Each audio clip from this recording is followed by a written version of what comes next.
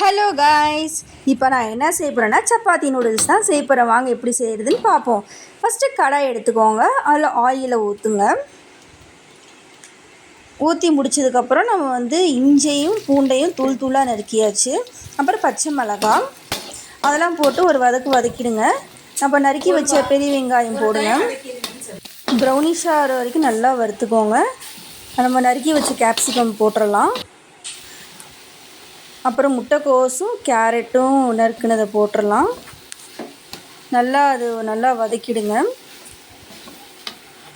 அப்புறம் நம்ம தேவையான அளவு சால்ட் ஆட் பண்ண போகிறோம். நான் சோயா சாஸ், அப்புறம் பெப்பர் தூள் தான் ஆட் பண்ணுறோம். அப்புறம் சாஸ் ஆட் பண்ணுறேன்.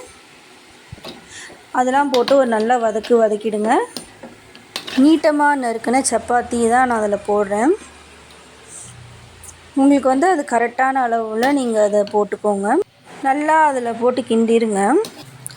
அது பியாமலும் நல்லா பார்த்துக்கோங்க. அவ்வளோதான், நான் நறுக்கி வச்ச மல்லி அதில் ஆட் பண்ணுறேன். சூப்பரான ஹெல்த்தியான சப்பாத்தி நூடுல்ஸ் ரெடி.